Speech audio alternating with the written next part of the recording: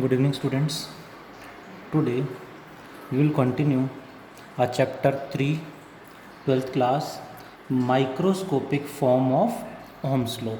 As we have derived Ohm's law in the last class, we will continue the same. Electric current flowing in a wire is equals to NAEVD. How we have got this one, we know well. In the last two classes यही हमने पढ़ा है. In this equation I by A को नीचे ले आएंगे is equals to NEVD. I by A current per unit area last class में introduce किया था मैंने, represented by J equals to NE into drift velocity VD की वैल्यू पुट कर देंगे E capital E tau by M. In exact formula we have minus sign. Negative means drift velocity of electrons is opposite to the field. But यहाँ हमें just इसकी value हमें चाहिए E capital E tau by M. Put करना चाहे put कर सकते हैं, उससे कोई फ़र्क पड़ेगा नहीं क्योंकि डायरेक्शन हमें बताएगा. J is equals to, it is a vector quantity, is equals to NE square tau by M multiplied by electric field. NE square tau by M into capital E electric field. Now what is this term? Last class में पढ़ा था हमने. Hope you understand. I am expecting कि आप सब बताएं ये होता क्या है. What is NE square tau by M? ये हमने लास्ट क्लास में रेजिस्टेंस को इंट्रोड्यूस किया था ओम्स लॉ में. That was M by NE square tau L by A written as rho L by A. So यहाँ से देखें तो resistivity is this and this is NE square tau by M, यानी resistivity का reciprocal it is. So 1 by resistivity into electric field. This can also be written as, and what is 1 by resistivity? Mostly बच्चों को पता होना चाहिए, last class में ही introduce किया था. 1 by resistivity is conductivity, sigma से रिप्रेजेंट करेंगे into electric field. This is known as microscopic form of Ohm's law. Microscopic form of Ohm's law. This is, ध्यान रखेंगे इसका.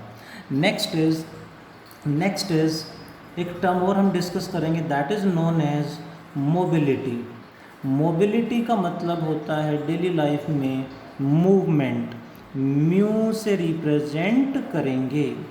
Mobility mu is defined as the ratio of drift velocity per unit electric field, means divided by electric field. Drift velocity is small e capital E tau by M. This is drift velocity, हमने derive किया था formula, divided by electric field, cancelled. Mobility becomes equals to E tau by M. One formula for mobility, basic formula is VD by A. One more formula there is E tau by M, यानी जिसका relaxation time ज़्यादा होगा उसकी mobility भी ज़्यादा होगी, वो ज़्यादा मूव करेगा. मोबिलिटी यानी मूवमेंट, जो जितना ज़्यादा मोबाइल होगा मीन्स ज़्यादा मूव करेगा, जिसकी मूवमेंट ज़्यादा होगी दैट इज़ ज़्यादा मोबाइल होगा, यानी उसकी मोबिलिटी ज़्यादा होगी. That is about the microscopic form of Ohm's law and mobility. यहाँ पे एक क्वेश्चन और मुझे डिस्कस करना है, देखेंगे ज़रा. लास्ट क्लासेस में थोड़ा सा मैंने समझाया था, देखेंगे ज़रा. करंट का फॉर्मूला NEVD, ड्रिफ्ट वेलोसिटी हमने डराइव कर लिया है, and mobility. Now the question is, there is a wire like this in which current is flowing towards right, where area of cross section of the wire continuously decreases. Wire पतली होती जा रही है, thickness कम हो रही है. There are 3 points A, B and C. These are the points. Current is flowing left to right. The question is, which one is correct? Current at A is equals to current at B is equals to current at C. Second one is current at A is minimum greater less than current at B and less than current at C. Third one is drift velocity at A is greater than drift velocity at B and drift velocity at C. Fourth option is more than one correct है. Please understand it is more than one correct. हमें बताना है कौन कौन सा option out of the 4 correct है. ये उल्टा हो जाएगा. Drift velocity at A is less than drift velocity at B is less than drift velocity at C. That is which one is correct. Let me clear. According to answer सबने निकाल लिया होगा. Hope most of you get the answer, can understand. According to law of conservation of charge can neither be created NOR B destroyed. That means जितना charge per second यहाँ से enter करेगा उतना ही यहाँ से होगा, उतना ही यहाँ से जाएगा. Means charge per second that is electric current should be same at all the points. Current should be same at all the points. Current same रहेगा सभी points पे. So first option is correct. इसका मतलब second is wrong. Next point, drift velocity. यहाँ से देखें तो drift velocity को हम relate करेंगे. 11th क्लास में हमने पढ़ा था. In 11th क्लास हमने एक फॉर्मूला पढ़ा था इक्वेशन ऑफ कॉन्टिन्यूटी. ध्यान होगा शायद सबको. इक्वेशन ऑफ कॉन्टिन्यूटी में हमने पढ़ा था कि किसी भी पाइप को हम आगे से प्रेस कर देंगे तो उसकी अंदर से वेलोसिटी ऑफ लिक्विड बढ़ जाएगी, इंक्रीज हो जाएगी. दैट इक्वेशन ऑफ कॉन्टिन्यूटी क्या थी? Velocity is inversely proportional to area. We use many times in daily life. Similarly यहाँ पे देखें तो I N A E V D is equals to I. Area into velocity A into V D equals to I divided by NE. What is I by NE? Constant. यानी area into velocity is constant. So velocity is equals to cross multiply करेंगे तो constant divided by area. We can say drift velocity is inversely proportional to area. Current constant है तो drift velocity area की inversely proportional. Means यहाँ area सबसे ज़्यादा है तो वेलोसिटी सबसे कम होगी. As we go to right area decreases then drift velocity increase होती जाएगी. मीन्स ए पॉइंट पे ड्रिफ्ट वेलोसिटी सबसे कम, उससे ज़्यादा बी पे, उससे ज़्यादा सी पे. So fourth option is also correct, then third is wrong. So first and fourth options are correct. Just एक एग्जांपल मैंने लिया समझाने के लिए कि किसी भी वायर में जब करंट फ्लो कर रहा है तो वायर की थिकनेस कम ज़्यादा है, कोई और चेंज है तो उसमें क्या फैक्टर कांस्टेंट रहेगा और कौन सा फैक्टर वेरी करेगा. एग्ज़ाम में कई बार यहाँ से क्वेश्चन एग्ज़ाम में आ चुका है. Should remember the points well. Next point is effect of temperature on resistance. Next is effect of temperature on resistance and resistivity. Temperature on resistance R and resistivity rho. Same chapter 3 में next topic जो हम पढ़ रहे हैं that is first we will discuss in metals. Metals में, conductors में temperature का effect resistance resistivity पे क्या होगा ये हमें डिस्कस करना है. As we have done in the last class, resistance is rho L by A and resistivity is M by Ne² tau. Let us explain the effect. as temperature increases, जैसे ही temperature increase करेगा m/n² is constant, but temperature increase होने से kinetic energy and velocity of free electrons increase हो जाएगी, यानी kinetic energy of free electrons increase कर जाएगी, और काइनेटिक एनर्जी इंक्रीज होगी तो फ्री इलेक्ट्रॉन्स जल्दी जल्दी कोलाइड करेंगे, मीन्स रिलैक्सेशन टाइम टाउ डिक्रीज करेगा। काइनेटिक एनर्जी इंक्रीज होगी तो टाइम कम लगेगा कोलिजन में, tau decreases. According to the equation tau decrease करेगा तो रेजिस्टेंस इन्वर्स में है, resistivity increases, resistance also increases. So both resistance and resistivity increases. Hope you understand कि क्या इफेक्ट होगा।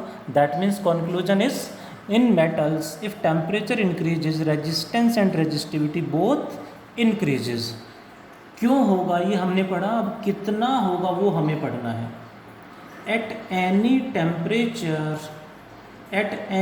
temperature T degree Celsius resistance is let RT equals to R naught into 1 plus alpha delta T is the formula to find out the resistance at any temperature T. What is RT? Resistance at T degree Celsius. What is R naught? R naught is resistance at 0 degree Celsius. R naught is resistance at 0 degree Celsius. What is delta T? Delta T is change in temperature. Generally we will take increase in temperature, but decrease कहें तो decrease भी हो सकता है, change in temperature. One more term there is, that is known as alpha. Alpha is known as temperature coefficient of resistance. Temperature coefficient of resistance is alpha. What is the formula for alpha? इस equation से alpha calculate करेंगे तो आएगा RT minus R not by R not delta T. What is its SI unit? SI unit इसी फॉर्मूले से देखेंगे तो SI unit of alpha is per degree Celsius or per Kelvin. Per degree Celsius or per Kelvin. This formula can also be written as final resistance R2 equals to initial resistance R1 into 1 plus alpha delta T. कई बार ऐसे भी use कर सकते हैं, but try करें कि यही use करें। इनिशियल फाइनल ये सेम है, and this is change in temperature, but this is the better one, ध्यान रखें।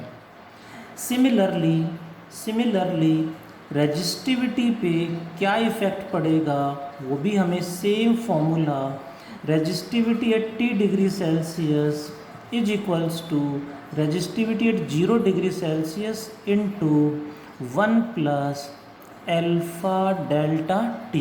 What is alpha here? Temperature coefficient of resistivity. SI unit same रहेगी per degree Celsius. This is the effect of temperature on resistance and resistivity in metals. Similarly, the second point is, what is the effect in alloys? In alloys temperature का effect क्या होगा ये हमें discuss करना है। What is the effect of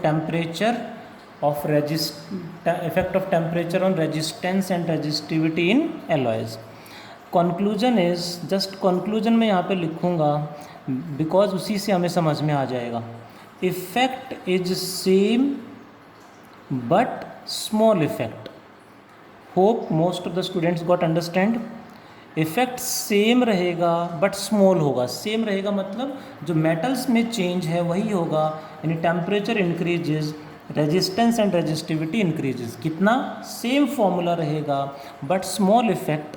इसका मतलब है in alloys alpha is small. Alloys का एल्फा स्मॉल होगा, मतलब एलॉयज का एल्फा स्मॉल होने से कम चेंज आएगा। एल्फा का मतलब होता है increase in resistance per unit initial resistance per unit increase in temperature. यानी 1 डिग्री टेम्परेचर इंक्रीज करने से रेजिस्टेंस में कितना चेंज हो रहा है, that we can say fractional increase in resistance भी कह सकते हैं। 1 डिग्री टेम्परेचर बढ़ाने से कितना बढ़ेगा, दैट इज़ अल्फ़ा। मेटल्स में ज़्यादा होता है, एलॉयज़ में अल्फ़ा की वैल्यू इससे कम होगी। यानी सब कुछ इफेक्ट सेम है, फॉर्मूला सेम है, बट इस अल्फ़ा की वैल्यू कम होने से एलॉयज़ में टेम्परेचर बढ़ाने से रेजिस्टेंस में इंक्रीज कम होगा। Hope all of you got the point. Next factor is effect of temperature on resistance and resistivity in semiconductors. Semiconductors में क्या इफेक्ट आएगा, सेमीकंडक्टर्स में क्या इफेक्ट आएगा, that is in semiconductors, short में लिखूँगा, इन सेमीकंडक्टर्स अल्फ़ा इज़ नेगेटिव। इसको detail में हम पढ़ेंगे चैप्टर 14 में। चैप्टर 14 का नाम ही सेमीकंडक्टर है, वहाँ पूरा डिटेल में पढ़ना है। फॉर्मूला यही यूज़ करेंगे बट थोड़ा सा चेंज आ जाएगा, डिटेल में वहीं पढ़ेंगे। यहाँ पे सिर्फ शॉर्ट में बता देता हूँ, सेमीकंडक्टर्स का अल्फ़ा नेगेटिव। नेगेटिव का मतलब है if temperature increases then resistance and resistivity both negative का मतलब उल्टा इफेक्ट है, डिक्रीज हो जाएंगे। यानी टेम्परेचर बढ़ाने से ये डिक्रीज करेंगे। Alpha is negative and alpha is also negative in electrolytes.